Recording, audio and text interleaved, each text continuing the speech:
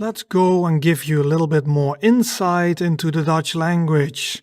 So we looked at sentences already. We looked at many sentences. And what you probably have concluded is that Dutch isn't as radically different from English as you would have thought.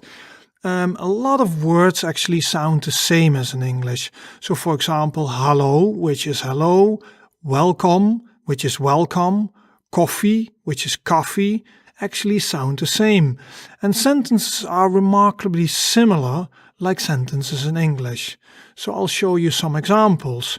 For example, ik kom uit Amerika, which means I come from America. So even if you never studied any Dutch, probably if you see or hear the sentence ik kom uit Amerika, you already have the idea that it must mean something like I come from America. Ben jij William? Are you William? Also sounds quite similar, right? And the sentence wie ben jij? Who are you is maybe a little bit different, but the jij and the you is also relatively similar. And for example, when somebody introduces, you can say ik ben Sarah.